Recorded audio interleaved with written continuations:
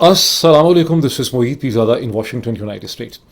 हिंदुस्तान पाकिस्तान बर सग़ीर में मशरक़ वस्ती में अब आधी रात से आगे का वक्त है, लेकिन अमेरिका के ईस्ट कोस्ट में वाशिंगटन में जहाँ मैं मौजूद हूँ यहाँ अभी दोपहर है। मेरे हिसाब से बड़ी खूबसूरत सी दोपहर है।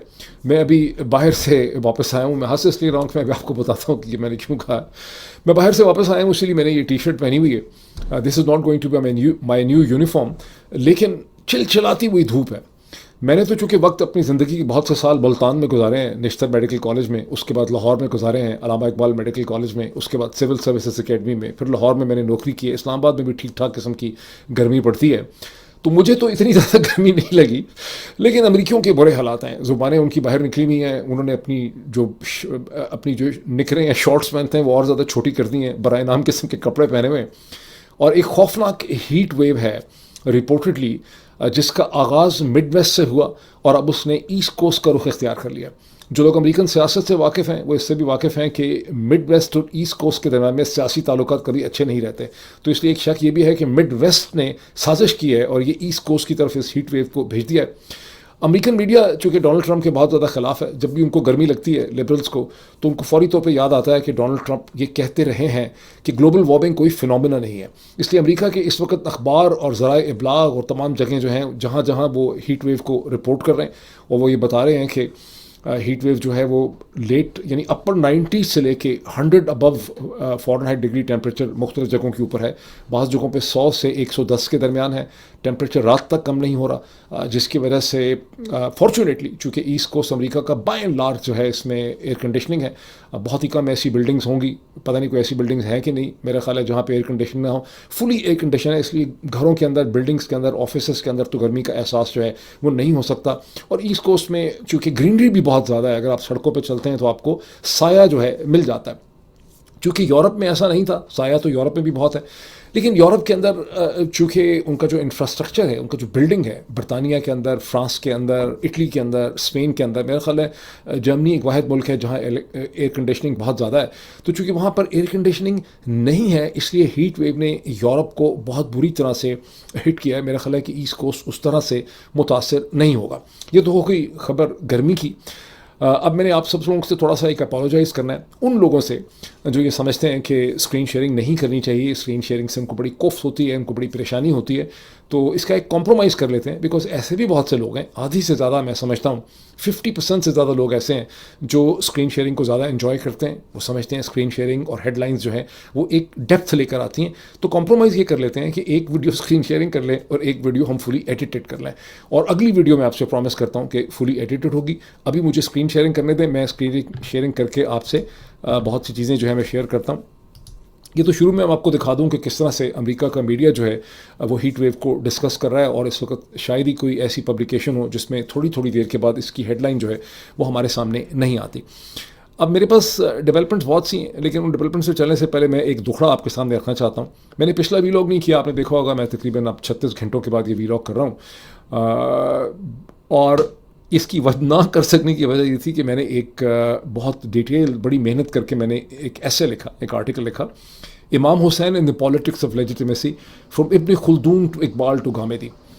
ट्रस्ट मी, मुझे कम से कम 3 दिन लगे हैं इसको लिखने में, इसकी रिसर्च करने में, इसका पहला ड्राफ्ट बनाने में, उस ड्राफ्ट को ठीक करने में, उसको फाइनलाइज करने में, उसकी एडिटिंग करने में, फिर इसको पोस्ट करने में, सब कुछ करने में, इसकी नोक पलक दुरुस्त करने में मुझे वक्त लगा।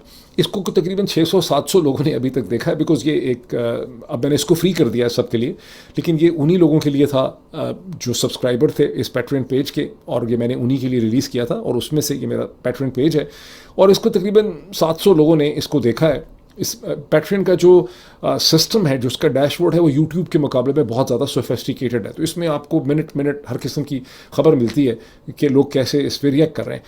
700 लोगों ने इसको देखा है, उसमें से सिर्फ 2 लोगों ने इसके ऊपर कमेंट किया है। ये मेरा आपसे प्रोटेस्ट है। बहुत से लोग कहते हैं जी फ़लाँ बुक रिव्यू कर दें, फ़लाँ फिल्म रिव्यू कर दें, उस चीज़ को भी डिस्कस कर लें, इस चीज़ को भी डिस्कस कर लें। एज अ कंटेंट क्रिएटर मेरी 20 साल की ट्रेनिंग है 2004-5 से, और मुझे पता है कि लोग किस किस्म के कंटेंट में इंटरेस्ट लेते हैं।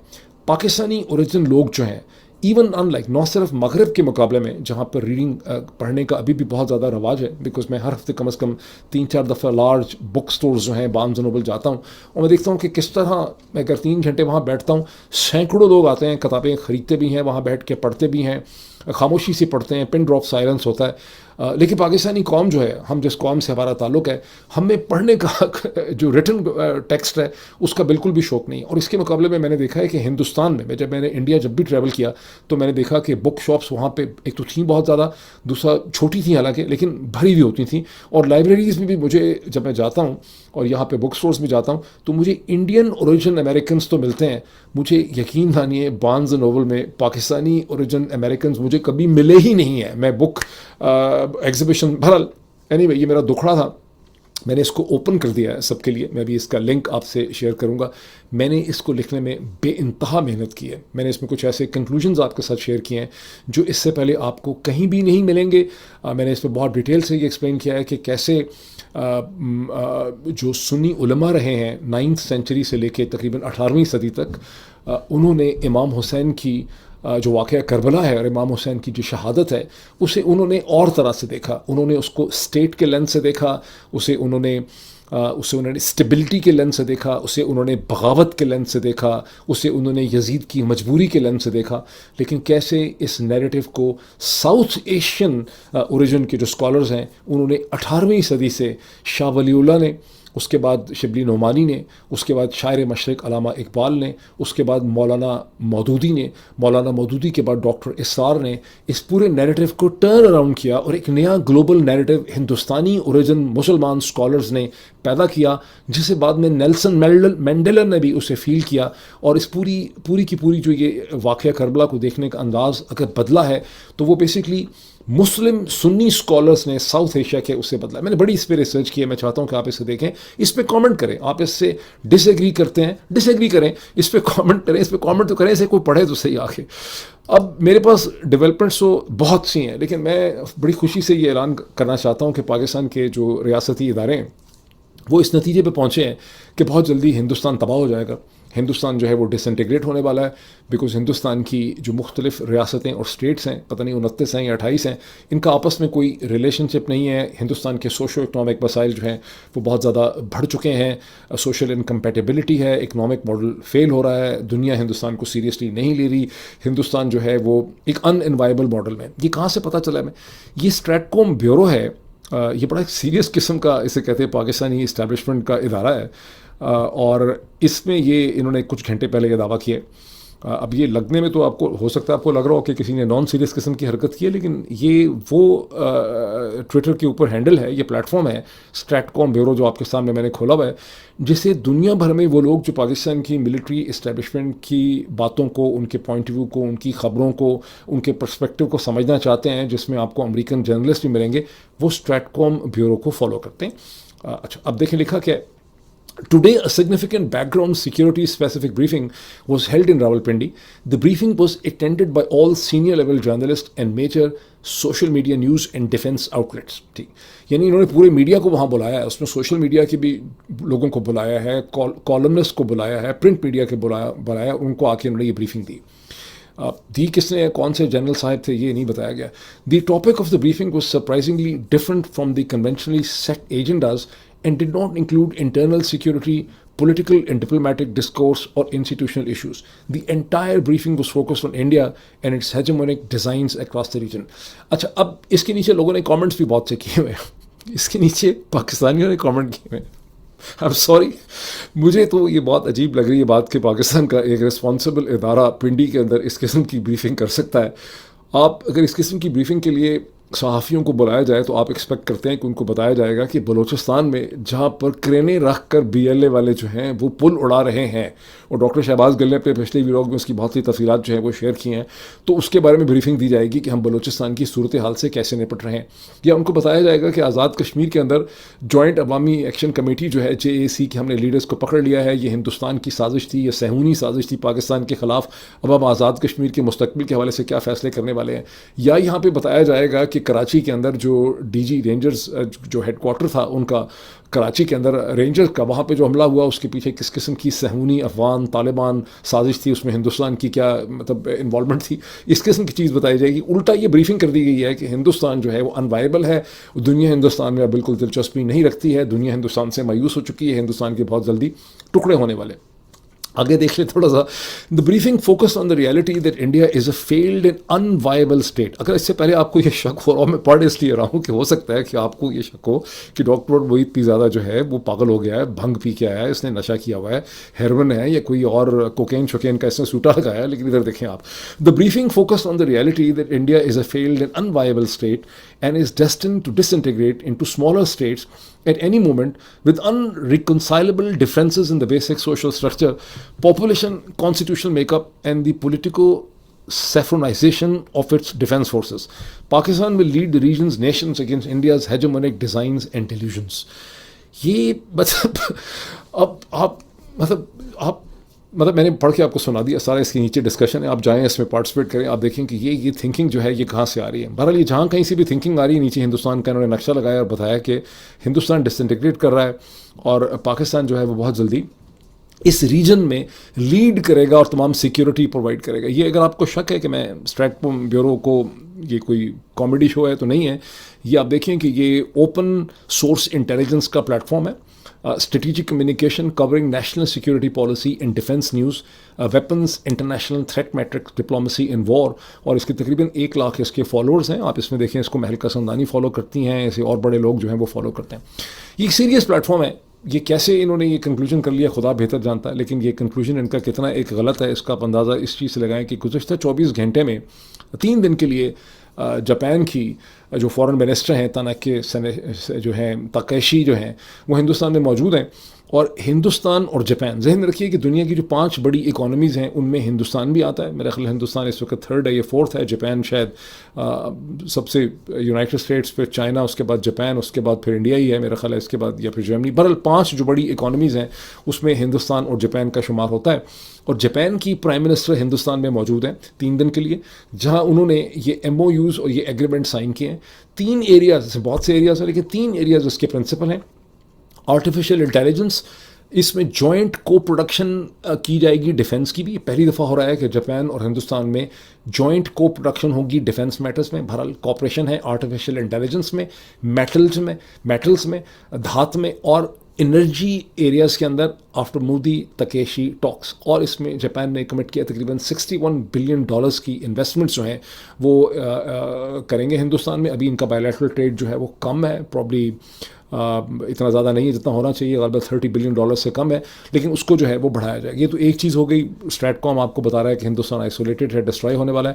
یہ جو ہیڈ لائن میں آپ کو دکھانے لگا ہوں, یہ پاکستان کا جو اخبار ہے, یہ دیکھ لیں آپ, یہ ایکسپریس ٹریبیون ہے, پاکستانی اخبار, اشتہار بہت زیادہ ہیں. یہ دیکھ, یہ اس میں یہ ایکسپریس ٹریبیون میں خبر لگی ہے کہ اسٹریٹ کام والے, یہ GHQ والے جنہوں نے پاکستان کے میڈیا کو بریفنگ دی ہے کہ ہندوستان آئسولیٹڈ ہے, وہ یہی ہیڈ لائن دیکھ لیتے. آج ہی کا اخبار لگا ہوا ہے, یہ جولائی 2 تھا جو گزر گیا. دین UAE's IHC جو انٹرنیشنل ہولڈنگ کمپنی ہے, India's Adani group plan $11.5 billion aluminium project. یہ ٹنگ ٹویسٹر ورڈ ہے میرے لیے, ایلومینیم پروجیکٹ ان اوڈیشہ.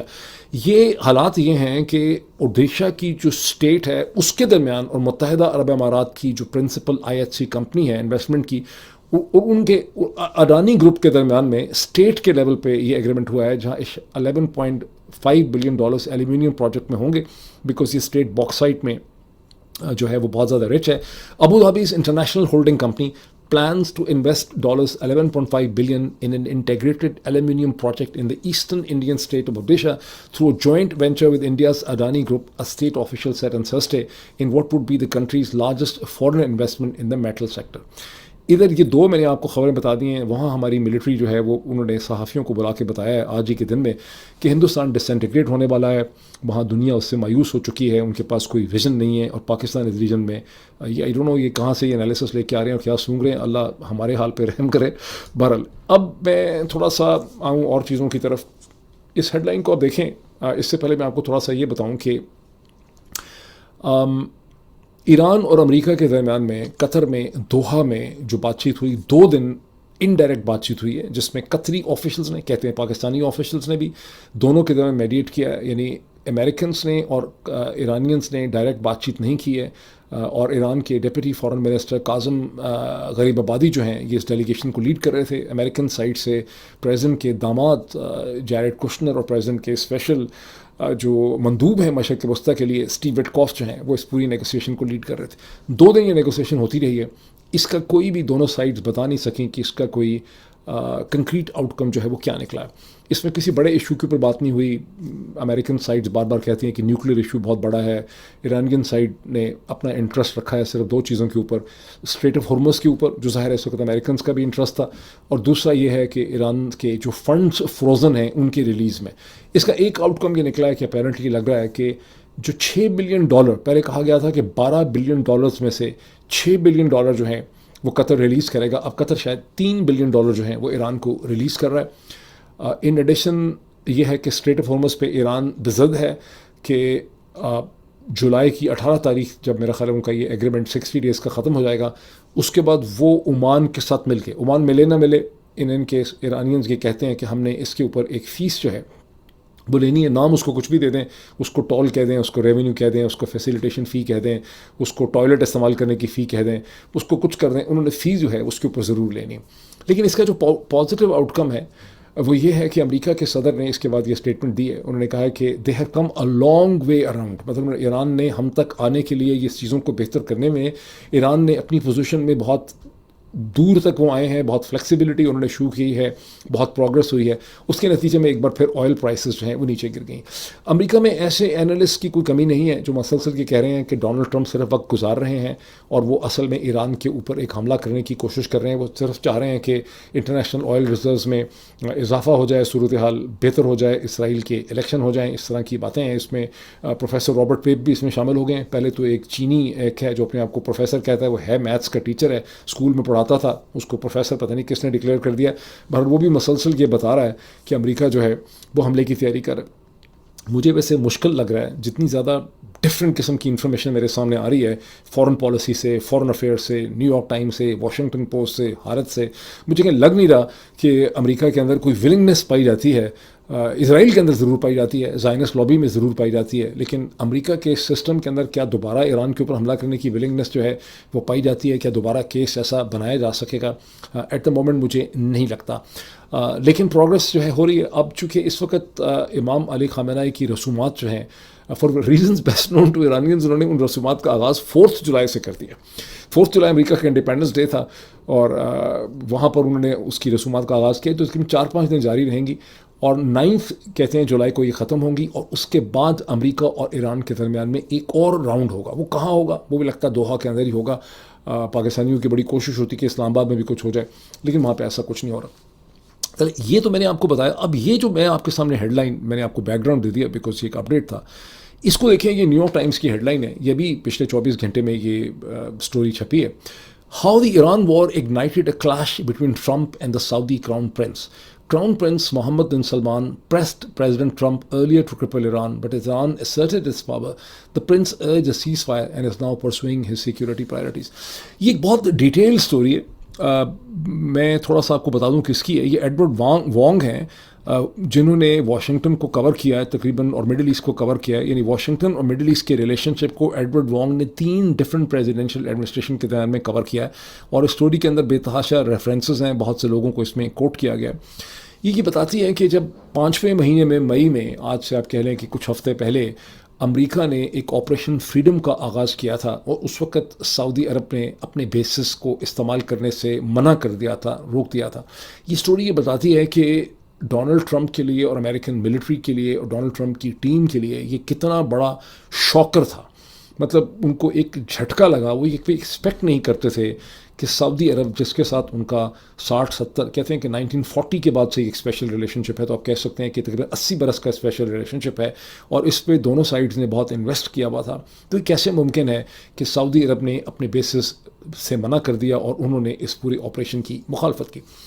اب یہ چیز ہم پہلے جانتے تھے، اسے ہم پہلے ڈسکس کر چکے ہیں، لیکن اسے اگر آپ پڑھنا چاہیں، جو آپ لوگ جو سمجھنا چاہتے ہیں بیک گراؤنڈ کو، اسے ضرور دیکھیں، بیکاز یہ اسٹوری ایکسپلین کرتی ہے کہ سعودی اسٹیبلشمنٹ نے اور کراؤن پرنس محمد بن سلمان، جن کے اوپر امریکنس نے، اسٹیو وٹکاف نے، جیرڈ کشنر نے، وائس پریزیڈنٹ نے، سیکرٹری ڈیفنس نے، اور پتہ نہیں کس کس طریقے سے انہیں کنونس کرنے کی کوشش کی، لیکن کراؤن پرنس محمد بن سلمان بضد تھے کہ ہم نے یہ اس جنگ کے اگلے حصے کا ہم نے حصہ جو ہے اس کا ہم نہیں بننا.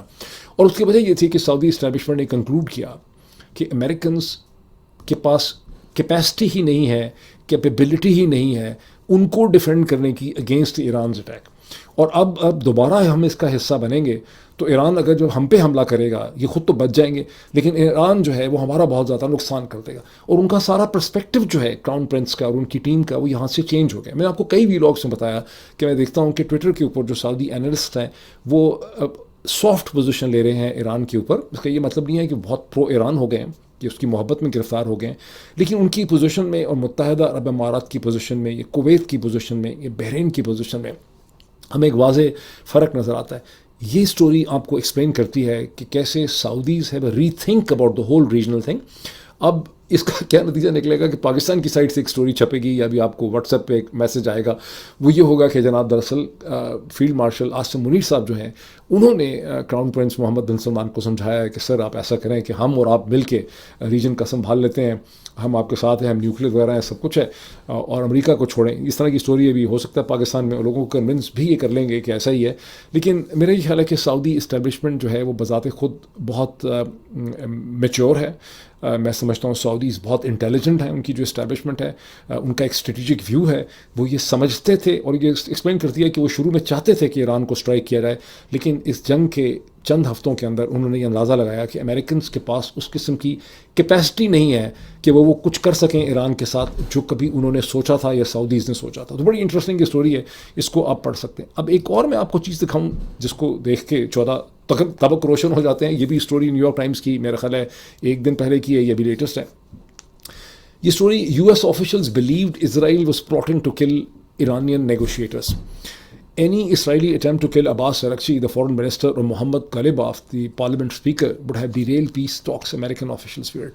یہ اسٹوری یہ بتاتی ہے کہ امریکن انٹیلیجنس نے یہ ڈٹرمنیشن کی مارچ، اپریل، مئی، جون کے درمیان میں کہ اسرائیلیز جو ہیں وہ یہ چاہتے ہیں، اور ان کا ایک پلان ہے کہ وہ ایران کے فورن منسٹر عباس ارغچی کو اور ان کے جو پارلیمنٹ کے اسپیکر ہیں محمد غلیباف کو قتل کر دینا چاہتے ہیں، اور ایرانیز اور اسرائیلیز نے اس کی تیاری کر رکھی. امریکنز نے ان کو خود بھی وارن کیا، اور پھر امریکنز نے اس اسٹوری میں یہ ہے کہ کم از کم انہوں نے پاکستانیز کو اور کو بھی کہا کہ آپ بھی ان کو وارن کریں. پاکستانی سائڈ تو اسٹوری ویسے یہ تھی کہ پاکستانیوں نے کہا ہے کہ عاصم منیر کو مارنے کا پلان تھا، جنرل عاصم منیر کو، اور پھر پاکستانیوں نے یہ کہا. یہ تو بھی انہوں نے سوئٹزرلینڈ کے کانٹیکس میں تھی، اس میں اس کا کوئی مینشن نہیں، اس میں کوئی ذکر نہیں ہے. یہ بات ہو رہی ہے مارچ کی، اپریل کی، مئی کی، اس میں سوئٹزرلینڈ کا ذکر نہیں ہے. لیکن پاکستانی اسٹوری یہ تھی کہ جنرل عاصم منیر کو قتل کرنے کا پلان تھا اسرائیلیز کا. استاد بیچارے شہباز شریف کو مفت میں مار دینا چاہتے، بیچارے نے کچھ کیا ہی نہیں زندگی میں، اسے مار دینا چاہتے ہیں. تو لیکن یہ پاکستانیوں نے کہا کہ ہم تو آپ کو صفحہ ہستی سے مٹا دیں گے، اور پھر اسرائیلی ڈر گئے، مطلب بہت برے ان کے حالات ہو گئے. لیکن یہ سٹوری اس طرف نہیں جاتی.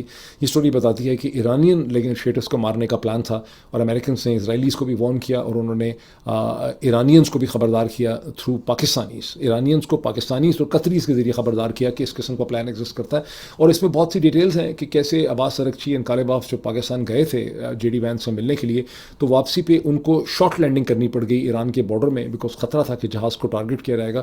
اور اس کے بعد انہوں نے 8 گھنٹے کا سفر جو ہے وہ بائی روڈ کیا. یہ چند ایسی چیزیں ہیں جس کی طرف پروفیسر محمد مرانڈی جو ہیں وہ پہلے کچھ اس کا اشارہ کرتے بھی رہے ہیں. تو اگر آپ اس کی مزید ڈیٹیلز دیکھنا چاہیں، بہت لمبی ڈیٹیل سٹوری ہے، بے تحاشا اس میں ریفرنسز ہیں، تو آپ اس کو دیکھ سکتے ہیں. اب میں آپ کو دکھاؤں کہ پاکستان تحریک انصاف نے ایک بہت بڑا فیصلہ کیا. اب سے چند گھنٹے پہلے انہوں نے یہ فیصلہ کیا ہے، جس میں انہوں نے یہ کہا ہے کہ آزاد کشمیر کے جو الیکشن 27 جولائی کو ہو رہے ہیں، اس میں پاکستان تحریک انصاف پارٹیسپیٹ نہیں کرے گی. آپ میں سے وہ تمام لوگ جو ڈاکٹر شہباز گل کی ویڈیوز دیکھتے رہے ہیں، وہ مسلسل ایک تو میں سمجھتا ہوں کہ اس کا سہرا بھی کسی حد تک ڈاکٹر شہباز گل کو جاتا ہے، بیکاز انہوں نے بہت دہائی دی گزشتہ چند دنوں سے کہ آزاد یہ پی ٹی آئی جو ہے یہ دغا بازی کر رہی ہے، یہ فراڈ کر رہی ہے، ان کو آزاد کشمیر کے الیکشنز میں پارٹیسپیٹ نہیں کرنا چاہیے.